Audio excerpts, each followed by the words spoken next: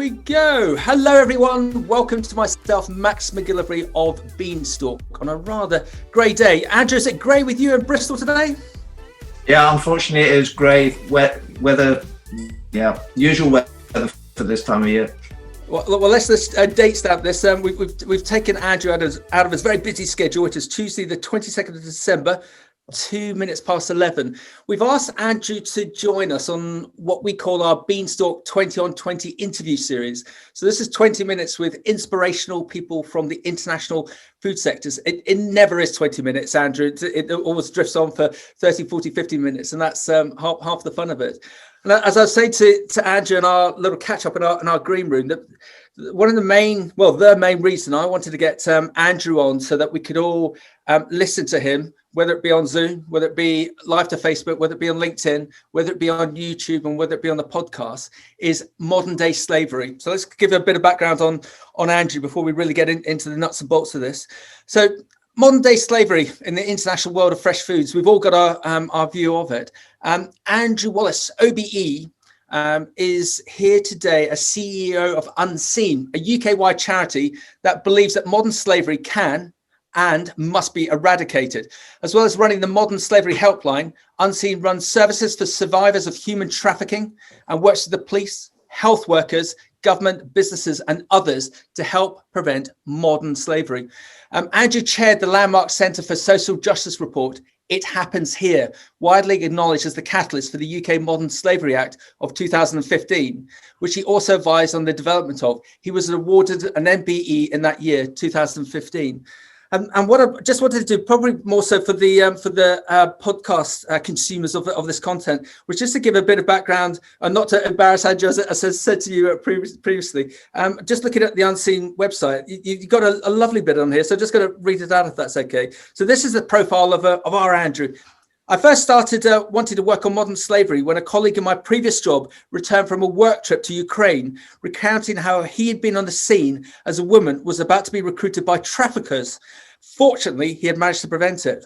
What ultimately compelled me to act was a report on how people from Eastern Europe were being trafficked through Bristol Airport to the USA. Kate Garbers, now an Unseen director, and I wrote to all the city councillors, MPs, and the police chief constable, challenging them on the issue. The challenge came back to us. This city needs safe housing for trafficked women, and so Unseen began. But we never wanted Unseen to be just about safe housing. We wanted to end slavery once and for all, and that remains our driving focus.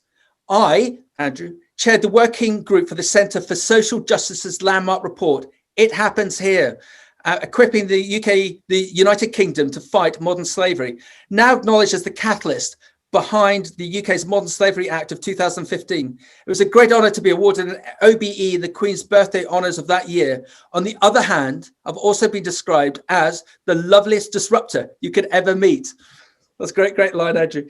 This job has taken me from building flat pack furniture for safe houses. I must admit the wardrobe is still a bit wobbly, to working with businesses to address slavery and supply chains, to delivering training, raising awareness, and advising governments around the world. When not at work, I enjoy traveling. Oh, Andrew, wouldn't we like to do that? Spending time with my dog, Harley, cooking, supporting Liverpool and Yorkshire Cricket Club, music, you're a former DJ, and endurance events such as the Three Peaks Challenge and Tribe Freedom Runs, which I vow never to do again until the next time. So Andrew, just giving you that insight, let me throw it back at you. Who are you? Who is Andrew Wallis? Who is Andrew Wallis? I'm just an ordinary person, really, that got gripped by this issue because I think, like everybody on this call, especially if you're in the UK, you grow up thinking, well, transatlantic slavery, William Wilberforce, it ended about 200 years ago.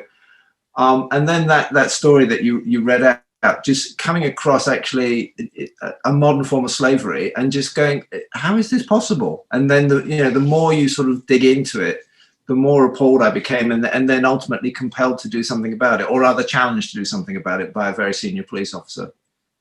So, Andrew, help me with this, because you're very similar to a lot of people that we've had on these these broadcasts, on these interviews, you could have gone off and done anything. You could have gone into politics. You could have gone into mainstream business. You could have even been a professional footballer for Liverpool. But what was your drive? What was your? You sort of mentioned it, but I need to find out more. Why did you want to make this seismic difference when you could have had an easy life? You've had so many frustrations looking to create what you've created. You could have had such an easier life to go off in a corporate route with 2.3 kids and the Labrador. Why did he take this route? Why did he take this challenge? Well, I don't have a Labrador, and I now have a scruffy Irish Terrier. So yeah, I think I've always been interested in issues of social justice. So I mean, when I was 16, I kind of said, well, I want to go and work in business, and then I want to become prime minister, and maybe the country would want me to be prime minister. Currently, at the moment, given what we've got in front of us, but I've always been concerned about issues of, kids grow up sort of saying that's not fair. I never sort of really grew out of that in terms of it's always irritated me when things are unfair, when things aren't right, and I've always tried to correct them. And I've worked in business, so I left university and worked in retail and all of that. But I was always again drawn to why are these things happening, and what can I do? But I stress I am an ordinary person. I just got gripped by an issue that has taken me on the sort of this remarkable journey. I've in the past described sort of starting unseen and founding unseen as really the space shuttle got retired, but those booster tanks, somebody strapped them to my back and lit the fuse, and I can't find the off switch. And it's taken me all over the globe. And like you said, the Modern Slavery Act that came about, and all of those things. But for me, it's the privilege of meeting victims that are then survivors and knowing the impact that we've had. And like you said at the start, I didn't want to create an organization that was just sort of, if you like, sort of the safety net. I wanted to be able to turn the tap off. And I've always been sort of driven by, attempt something that is extraordinary. And if it comes off, actually, it's nothing to do with you. It's the collective effort of many. So that's what drives me. That's what motivates me. And it keeps you going when you get really frustrated. If you're dealing with government or you're trying to sort of challenge the economic models of capitalism, or if you're trying to challenge, standing up for the rights of those that, in some circumstances have no rights, then you've got to have that inner drive to sort of push you forward and change things. And I always believe that we should be, as people, trying to leave the world in a better place. This adventure, this journey you are on, how far down the journey are you, or is it just unseen? Are you just going to keep going? Who knows? I mean, that dreadful question you always get asked in interviews. Where do you see yourself in 5 years' time? Yeah, I'm coming to that. I have no idea. When I started Unseen, I had no idea where this journey was going to go. And it's just been this bonkers ride for the last 12, 13 years. Yeah, and that's sorry. Go on. So, sorry to just cut across you, because what I want, we have a lot of graduates that dial into these, and I really want them to learn from you, because they've got these, here comes that rubbishy term, life choices to make, that they could go down the road and become a corporate banker, watch my words, or they could actually make a difference to the world like what you have. But it's trying to give them that magic dust, that catalyst as to why should they do what Andrew's done, and actually should they join your bus on your journey and look to make a difference? Why? And so that's a rhetorical question. Do you think that our youth of today, and I've got to be a bit biased towards the food sectors, do you think they should be going down this route of looking to make social change? Andrew, I'm answering our own question now. Perhaps within companies, to pick up and to understand what you and your team have done, and be able to go into whether it be a family business or a corporate business on an international basis, and look to make the difference like you have. Do you think that would be quite an easy thing for them to do? So I have 3 Generation Zs. So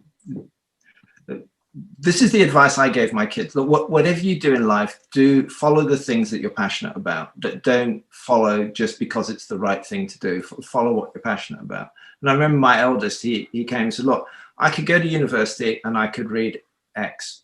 And he said, I'd be fine. You know, he got good grades and everything else. He said, but ultimately, I'm not really interested in that. My passion is music. And he said, I want to pursue becoming a producer and a DJ. And that's what he's become.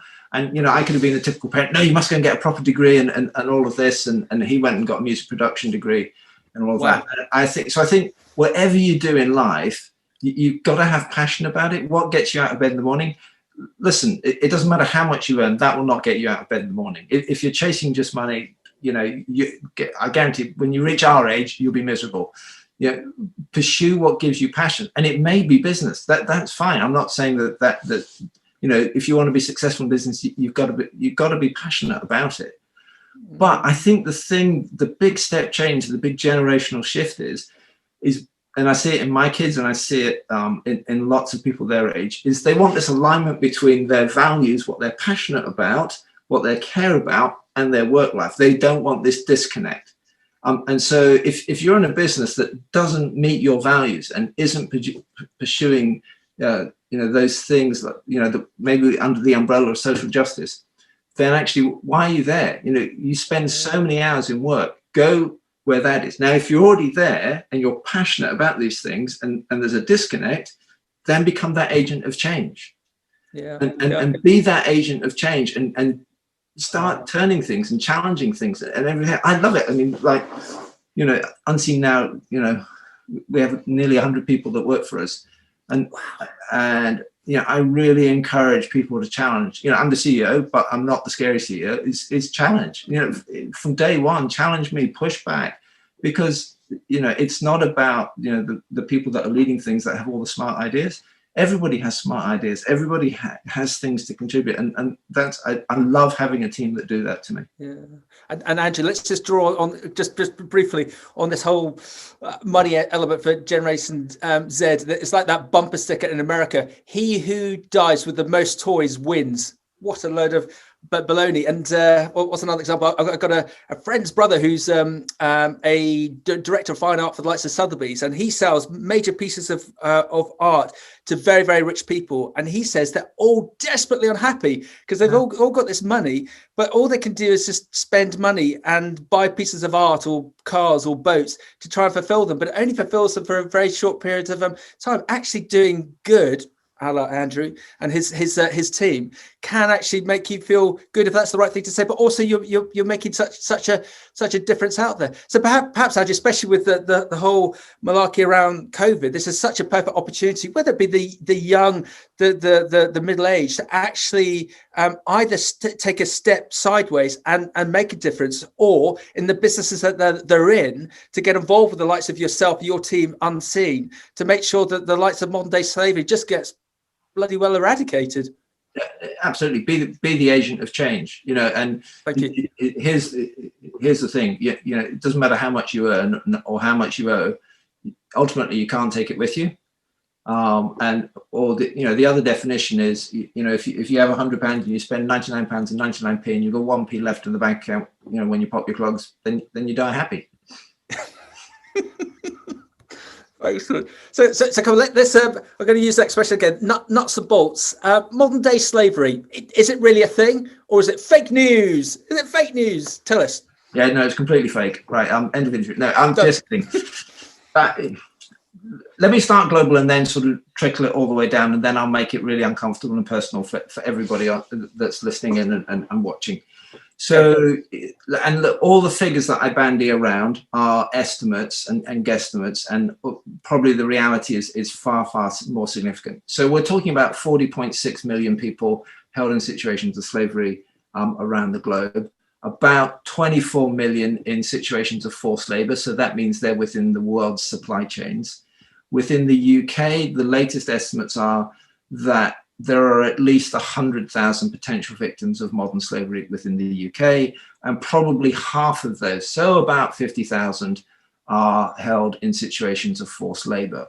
So let's just put that into context. I just saw in the news this week, the government have upped, I think, is it to 30,000, the number of additional sort of licenses for migrant workforce to come into the agricultural sector. So it's more than that number are held in situations of forced labor. So it is something that is global. It's something that is in the UK, and within the UK, it's in cities, towns, villages, it's in the countryside, and it's in urban areas. Last year, we run the UK's Modern Slavery and Exploitation Helpline. Last year, we identified nearly 1,800 modern slavery cases that went to every single police force the length and breadth of the United Kingdom, as well as the National Crime Agency and Border Force. So it is prevalent. Now let's get really uncomfortable. What are we talking about when we mean modern slavery? What we are talking about is an illicit trade, and it's a supply and demand trade. So lots of your listeners and viewers are going to go, oh yeah, I know what that is. It's a commodity trade. Okay, I know what that is. The commodity is a human being. And that human being is bought, sold, and exploited for vast profits, and very little chance of them ever escaping from that situation, and very little chance of prosecution. It's an industry, and it's an illicit industry, that has annual profits of at least $150 billion per annum.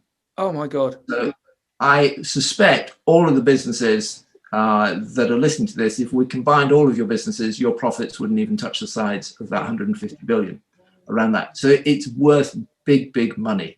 The impact on human beings is exponentially horrendous, if such a phrase exists.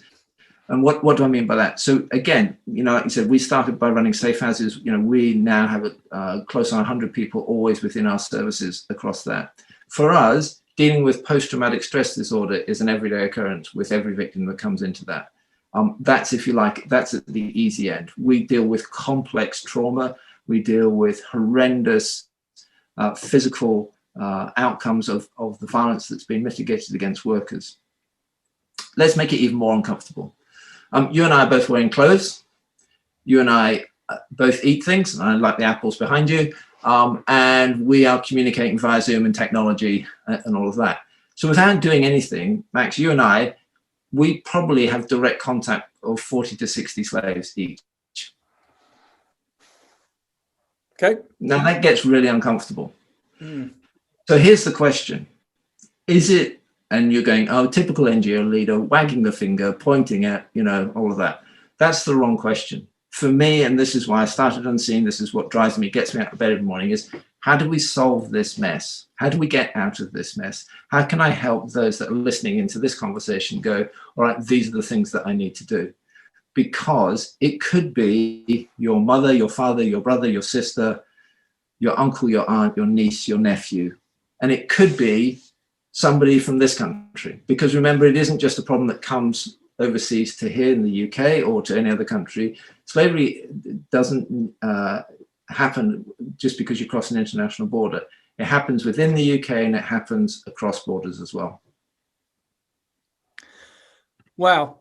It's what I find fascinating from that is there's deep parallels with the drugs trade.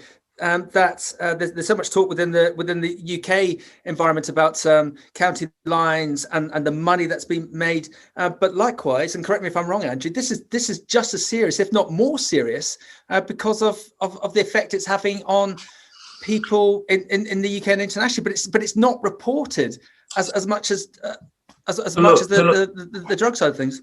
Yeah, so county lines is actually a form of modern slavery. It's child criminal exploitation. You're forcing a child to carry out a criminal act in that whole process. Now, that criminal act happens to be selling drugs.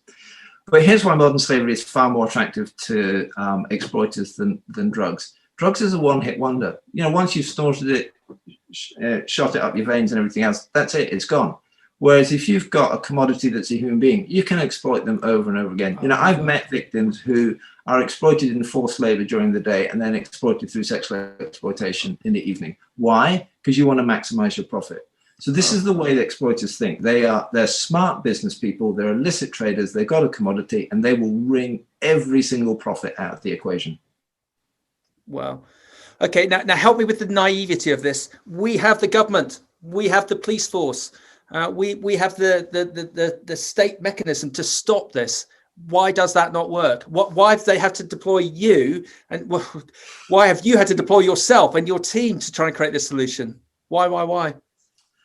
So I think two main things. So one is a historical answer, and then let me bring it right up to date. So the historical answer is, why did we need a Modern Slavery Act? We needed it because legislation had grown up sort of disparately. When I started Unseen, the understanding of what we now call modern slavery was primarily trafficking for sexual exploitation. And you referenced that story of people being moved from Eastern Europe to the US via the regional airports of the UK. That was all around sexual exploitation. That was the driving understanding of what we called human trafficking then, which we now call modern slavery. So the point of the report that I did was to say, okay, what is the extent of it? And within that, we started highlighting forced labor, domestic servitude, all these other areas that were going on. And there were disparate pieces of legislation, which meant for the police, it was confusing. Which piece of legislation do I use? For the public, there was very little public awareness. Now that is changing. There was very little media coverage. That is certainly increasing. Would we have been having this conversation 10 years ago? Probably not. Okay, so legislation is important in terms of framing things, of moving things forward, helping people understand what the signs are, what to do when they see it is all part of the process. So that growing awareness. The key thing is that it's a crime that is often hidden in plain sight. What do I mean by that? Traffickers are really adept at, and talking primarily into the forced labor issue, they're really adept at inserting their commodity into existing business models. And what we've seen in the last 5 or 10 years is that they constantly adapt. And so often the exploitation isn't taking place within the workplace, but they will be in tied accommodation, tied travel. They will have lost control of their bank accounts. So you're paying by backs, you're paying national minimum wage. Hopefully you're paying a living wage and a lot more. You're paying all your taxes, you're doing all the health and safety and everything else, but you don't realize that that person is under somebody else's control. And so it's really difficult to find. We see it on the high streets, that there's been focus on car washes and nail bars, yeah, and construction sites and all of that. Then you've also got the view from the people that are being exploited.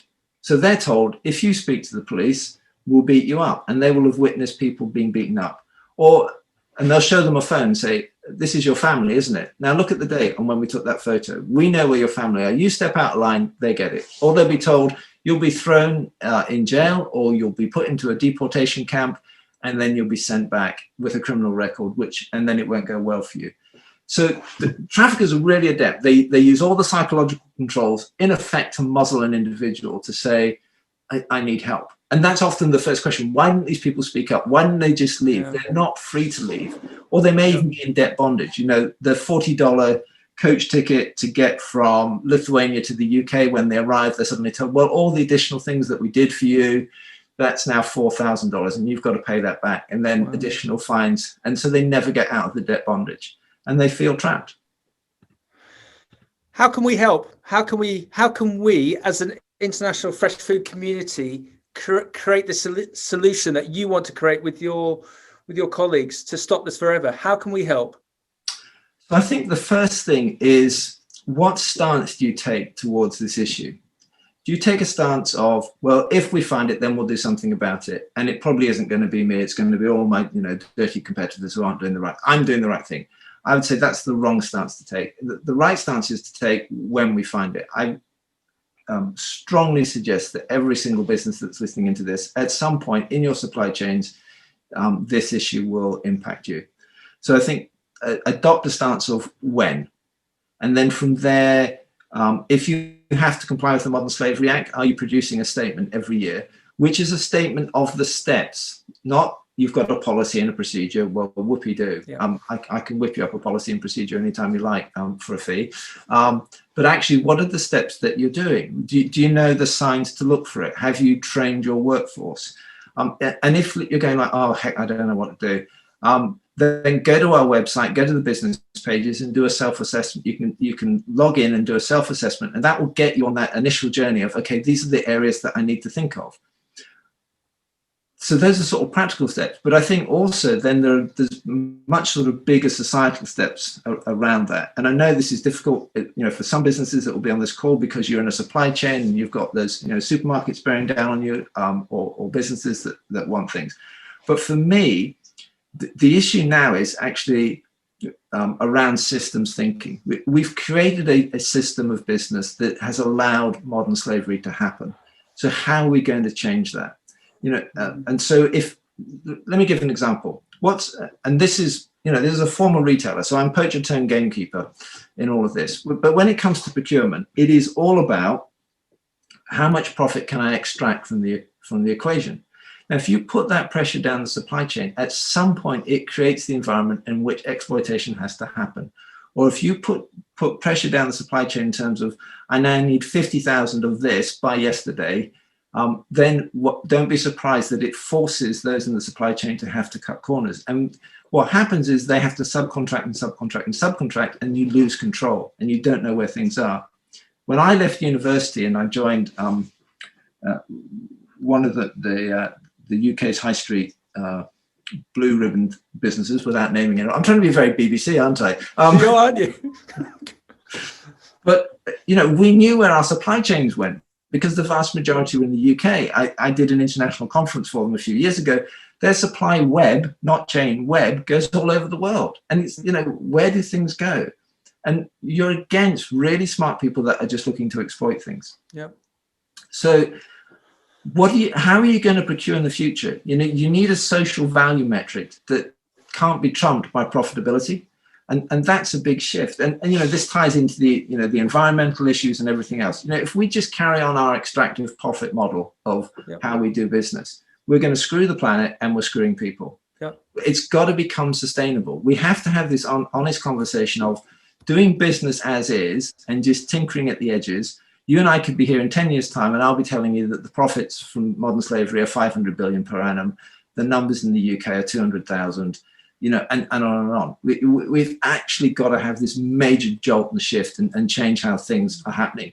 And it's for the fruit and veg industry to come together and say, okay, how are we collectively going to tackle this? And we're going to do the right thing. We've got time for a quick example. So, not from fruit and veg. Andrew, can I just butt in, because I'm going to be angry now. I'm going to be angry because you've made me angry. After the UK first lockdown, there was an open letter that came out from 100 business leaders to the government, and went all over the likes of the Telegraph and the Times, stating that now is the seminal chance to create a new environment for doing business in on a green credential basis. And it made me angry, because they didn't talk about trying to get the consumer to eat better, to get over obesity. But was there any talk about modern day slavery in that? No. And that's you've actually made me bloody angry, because that letter should have been talking about modern day slavery, and also somewhere down here talking about getting the consumer to eat better. So absolutely, we need to get this on the agenda. Back to you. Carry on. No, and absolutely. And I remember that letter and going, the opportunity missed. And the reason it's opportunity missed, because actually, if you do that, then you're challenging the existing status quo of how we do business, and that fundamental shift of, how are we going to create a circular economy? How are we going to have sustainable business, and all of those things? What's acceptable levels of profit? What are shareholders wanting? What are investors wanting? Everything. It's honestly, you're driving a coach and horses through all of those institutions. But I like driving coach and horses through those institutions. Let me give you examples. It's from apparel, but it would hold true with any business around that.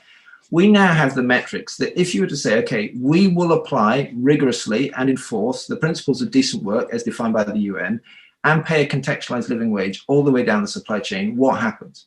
So take a pair of jeans. To the consumer, the price, and this is the benefit of globalization and supply chains going where they are, would increase. The price of a pair of jeans would increase by 25 to 50 cents. In pence, well, given what's coming with the economic disaster, half a p to 1p. I think that's what the pound's worth now. Minimal, and we can all afford that around that. I'm not interested in that end so much. I'm interested at the other end. So if you take, say, a country like Bangladesh, what would happen was, if you applied that, this is one apparel brand, okay, you would lift about 387,000 children out of labor and be able to go back into schools. Now, given that modern slavery, the vast majority of victims are women and girls globally, We know the benefits of education. We know that it rapidly increases economic uplift in those countries. And for me, that creates the perfect antidote to the vulnerabilities that people currently face. So actually, it's cause and effect. We need to do these things in order to make environments safe for people. And we've got huge challenges coming. Climate change is going to push people and force people, makes them vulnerable. Brexit, goodness knows what's going to happen after January the 1st in terms of, where the workforce is going to come from. What's going to happen to the economy? We don't know. We've got so many choppy waters ahead of us. And if you're an exploiter, you're going happy days, because this just makes people vulnerable. And then I can get in there. I can deceive people and put them into situations. The other end of the equation, we've the extractive profit model and driving down the price of the cost of everything. And I always wince when the supermarkets go into a price war. Why? Because it just feeds our addiction to cheap goods and cheap services and cheap labor. Yep. And the only way you can meet cheap goods and cheap services and cheap labor is by exploiting people. Yeah. And there's a really interesting parallel that we've mentioned on previous broadcasts with the likes of Legal in General. So one of the biggest pension investment funds in the UK, that they're creating behavioural change at board level by stating that the 100 biggest companies that they invest into, if they don't have a diversified board by the end of 2022, they're going to start withdrawing funding from those businesses. But great. Okay, so they've gone off on that mission, but why don't they do the same with modern slavery? That if we find any of you 100 businesses are engaged in this or not doing something about it, we're going so creating that behavioural change again. It's a bit like that letter analogy, Andrew. That there's this so many big quick fixes that could be done, but for some reason we don't seem to be doing them. So Max, there's some good news. The investors are getting on top of this. So. We've had statements from BlackRock, the biggest investment company in the world, have said we will start de-investing in companies that aren't taking modern slavery seriously. Here in the UK, CCLA, which is a grouping, I think they've got something like 4.3 trillion worth of assets under management value. They're starting to say, they've got a campaign called Fix It, Find It, Fix It. And they're starting to say to businesses, what are you doing? There's moves underway that in terms of modern slavery statements should be voted on at AGMs as well. So these things are starting to happen. Yes, I always want these things to happen faster and go further and gain more prominence. But the way that I describe it, whether it's legislation, investor action, NGO action, and everything, if you're a business, here's a bit of future warning for you, which is this whole issue is like a slow-moving tsunami. But it's a tsunami nevertheless. So your options are you either learn to surf or. Wow. Okay. Got that. Right. Okay. So listen, how, again, I just got to ask the question again with the businesses we represent that we're involved with. So there can be family-sized businesses to large corporates. I think that the bulk of them want to do good, Andrew, and it's fascinating the parallel that you made about where the end product goes, being the retailer, and the retailer, all they're ever concerned about up to a point is the bottom right hand corner of the Excel spreadsheet to make sure they've got the best possible prices so that they can make the most money for their shareholders. What more can we do within the international fresh food sectors over and above talking about it, over and above having the statement on the website? Should we be talking to our teams internally to start watching out for this, to train them for them to be aware of it and to start to and likewise their support, because the network is significant. If we could start that cash list from the top and work it down, that will help with what you want to achieve. Can you give us some more advice as to what we should do with our businesses and with our people to create this solution? Yeah. So here's a little maxim to start with. Look, everything rises and falls on leadership. So we need leadership on this issue. So that's the first thing. So it's that commitment to do the right thing. So at board level, who's going to take responsibility for this? Who's going to drive this within the business? Secondly, does everybody within your business understand what modern slavery is? Do they understand the indicators of it? Do they know what to do when they find it? And you may have an internal mechanism, or you may want to refer people, especially in the UK, to the UK's Modern Slavery Helpline, which we run. Thirdly, are you training people? Are you training people in terms of what to look for, how to risk assess where the risks are, how to report and what to do? Do you have in place already the processes and the procedures for dealing with it when you find it? Then create a learning environment. So learn from your competitors within the industry in terms of what's going on. A great thing to do would be to join the business portal that we ran out off the Modern Slavery Helpline. That gives you bang up-to-date information, trends, hotspots within the UK. If you join the portal, then you share your footprint with us, and as we get indications of where that's taking place, we can then work with you and with the relevant authorities to first and foremost safeguard potential victims, and then work with you in terms of understanding what's going on and how to remediate and revise your working practices so it can't happen again. So I think it's that continuous learning environment around that. And then everybody within the companies is an advocate for speaking up about this issue. Tell your friends and your family, be aware. If you don't know what the signs are, go to the Google store or the Apple store and just search for the Unseen app. We've developed that. That's got all the indicators on it.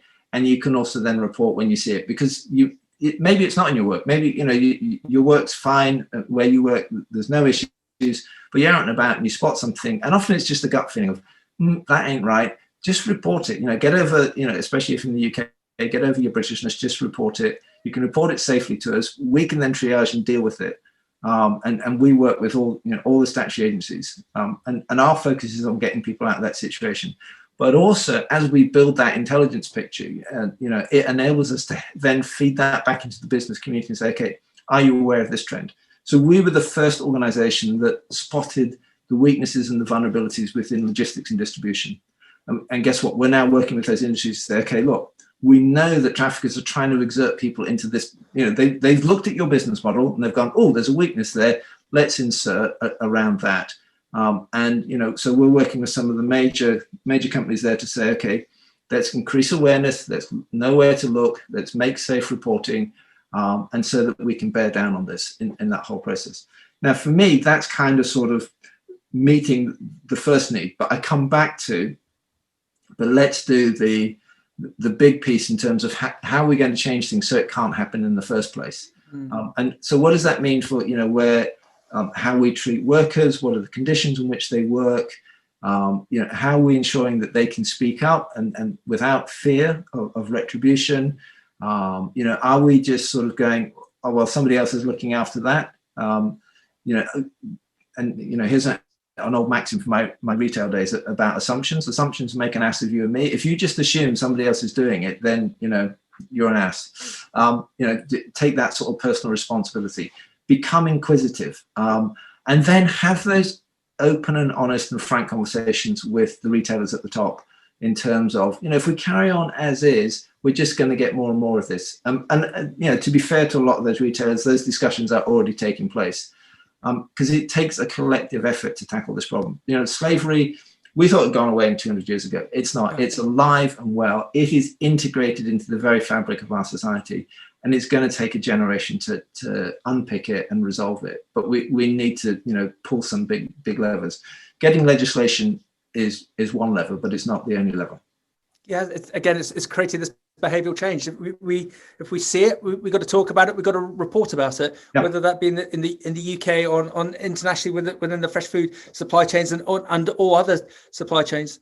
Andrew, I have learned so much today, and I think that's why I was curious as a cat to get you on. And I'd just go back to that analogy about that letter that the esteemed leaders wrote about. This is a time now to create a new green environment on the back of COVID. But there's some really big changes that could be made on modern day slavery. Anything that we can do in the respect of our networks, we'd love to help. And if it's okay to ask of you over the next months and coming years, if we could pull on you or one of your team when we need you, just to promote the message of Unseen, Andrew, that would be fantastic, because I think where you are so eloquent and passionate about is getting this message over and creating that change. And Andrew, thank you very much. It's been hugely inspiring. I feel a bit humbled to talk to you, but let's see if collectively the international fresh food sectors can make the change that you want to see within our sectors. Thank you. Thank you, Max. Great to talk with you. You too. Keep safe.